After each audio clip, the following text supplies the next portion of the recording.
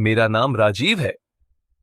आज मैं आपके सामने अपनी कहानी लेकर आया हूं, एक ऐसी कहानी जो मेरे जीवन की कड़वी सच्चाइयों से शुरू होती है और आज की चमकती सफलता तक पहुंचती है। आज मैं एक ऐसी कंपनी का मालिक हूं जिसका कारोबार करोड़ों में है। मेरी कंपनी सपनों का आधार न केवल देश में बल्कि विदेशों में भी जानी जाती है। ये कंपनी स्थानीय कारीगरों और छोटे व्यवसायियों को सहारा देती है, उनके उत्पादों को विश्व मंच तक पहुंचाती है। मुझे वर्ष का सर्वश्रेष्ठ व्यवसायी का सम्मान मिला है और मेरी कहानी को फोर्ब्स इंडिया जैसी पत्रिकाओं में छापा गया है। मेरे पास एक खूबसूरत घर है, मेरे परिवार के लिए हर सुख सुविधा है और मैंने हजारों लोगों को रोजगार देकर उनकी जिंदगी बदली है। लेकिन यह सफलता केवल मेरे बैंक बैलेंस या पुरस्कारों की चमक नहीं है। मेरे लिए असली सफलता वह खुशी है जो मैं अपने गांव के बच्चों की आंखों में देखता हूं जब वे मेरे द्वारा बनाए गए स्कूल में पढ़ते हैं। ये वह गर्व है जो मेरे भाई बहनों के चेहरों पर दिखता है जिन्हें मैंने अपने सपनों का हिस्सा बनाया। आज मैं वहां खड़ा हूं जहां लोग मुझे सम्मान की नजरों से देखते हैं। लेकिन यह सफर आसान नहीं था। ये कहानी गरीबी की गलियों से शुरू होती है, जहां मैं कभी भूखा सोया, जहां मेरे पैरों में जूते नहीं थे और जहां मेरे सपनों को लोग मजाक समझते थे। मैं एक छोटे से गांव में पैदा हुआ था, जहां गरीबी हमारे घर की दीवारों में बसी थी। मेरे पिता मजदूरी करते थे, दिन रात पसीना बहाते, लेकिन फिर भी हमारे पास कभी पेट भर खाना नहीं होता था। मेरी माँ हमेशा बीमार रहती थीं।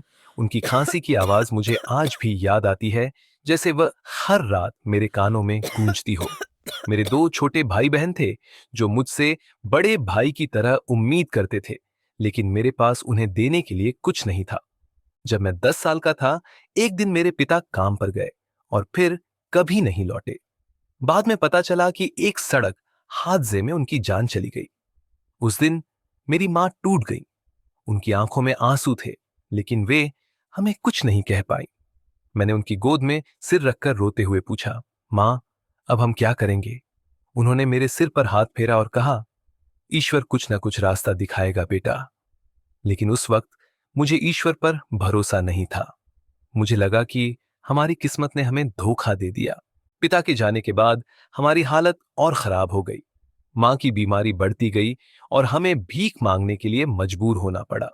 मैं सुबह सुबह गांव की गलियों में निकलता, लोगों के सामने हाथ फैलाता।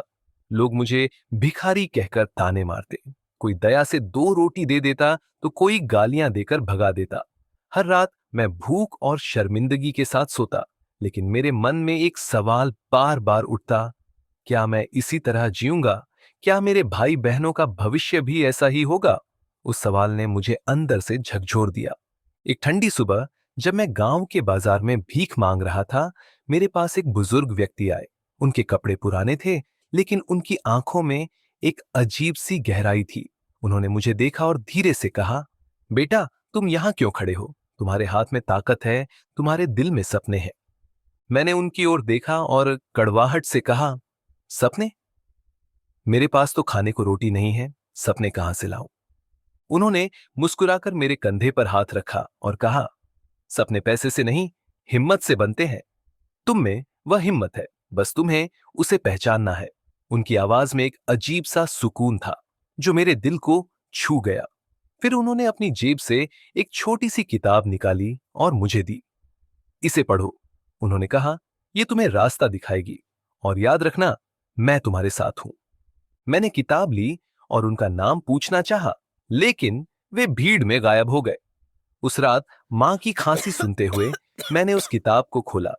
उसमें उन लोगों की कहानियां थीं जो मेरी तरह गरीब थे, लेकिन जिन्होंने हार नहीं मानी।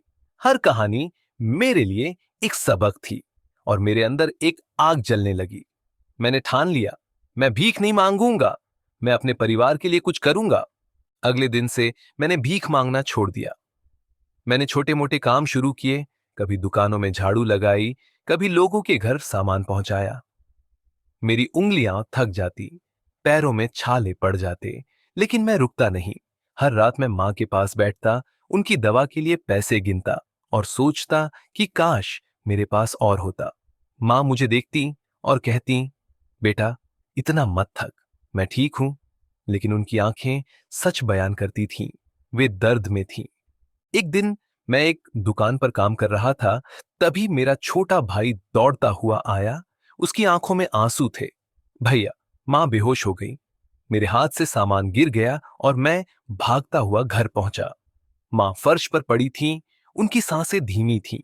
मैंने उन्हें उठाया, उनकी ठंडी हथेलियां पकड़ी और रोते हुए कहा, मां, मुझे छोड़कर मत जाओ, मैं अभी कुछ नहीं कर पाया हूं। पड़ोसियों की मदद से हम उन्हें अस्पताल ले गए, लेकिन डॉक्टर ने कहा कि इलाज के लिए बहुत पैसे चाहिए। मेरे पास जो कुछ था वह सब मैंने दे दिया, पर वह काफी नहीं था। उस रात मैं अस्पताल के बाहर बैठा रोया। मैंने उस बुजुर्ग की बात याद की और सोचा, काश आप यहां होते। अगली सुबह एक चमत्कार हुआ। डॉक्टर ने बताया कि किसी ने सारा बिल चुका दिया है। मां की हालत में सुधार होने लगा। मैं समझ गया कि यह वही बुजुर्ग थे, लेकिन वे कौन थे? यह सवाल मेरे दिल में रह गया। मां के ठीक होने के बाद मैंने और मेहनत की। मैंने एक छोटी सी दुकान पर काम शुरू किया, जहां मैंने व्यापार सीखा, कुछ पैसे जोड़े और एक छोटा सा व्यवसाय शुरू किया। गांव के कारीगरों से सामान लेकर उसे शहर में बेचना। लेकिन रास्ता आसान नहीं था। एक बार बारिश में मेरा सारा माल खराब हो गया। मैं कर्ज में डूब गया। उस रात मैंने सोचा कि शायद यह मेरा अंत है। मैं अपने भाई बहनों के पास गया जो भूखे थे, और मेरी आंखों में आंसू आ गए। मैंने कहा, मैं हारा हुआ हूं।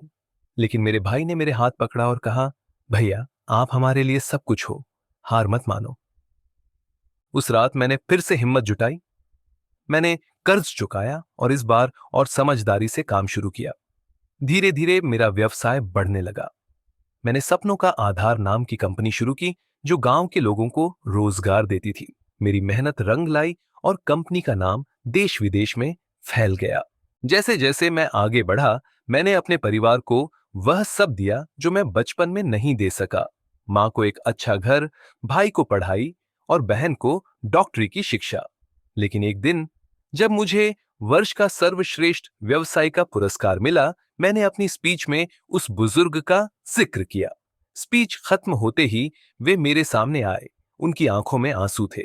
मैंने कहा, आप कौन हैं? उन्होंने जवाब दिया, मैं तुम्हारा पिता हूं। मेरे पैरों तले जमीन खिसक गई।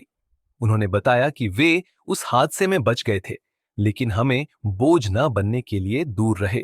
वे हमेशा पास थे। उन्होंने मुझे किताब दी, मां का इलाज करवाया। मैंने उन्हें गले लगाया और कहा, पिताजी, आप मेरी ताकत है। ये मेरी कहानी है, गरीबी से सफलता तक का सफर। ये सिखाती है कि सपने सच हो सकते हैं, अगर हिम्मत और अपने लोग साथ हों। आज मैं अपने गांव के लिए कुछ करता हूं, ताकि कोई बच्चा भूखा न सोए। मेरे पिता ने मुझे सिखाया कि असली सफलता दूसरों की मदद में है। शायद आपकी जिंदगी में भी कोई ऐसा हो जो आपको प्रेरित कर रहा हो। उसे पहचानिए और अपनी राहें बदल डालिए। धन्यवाद।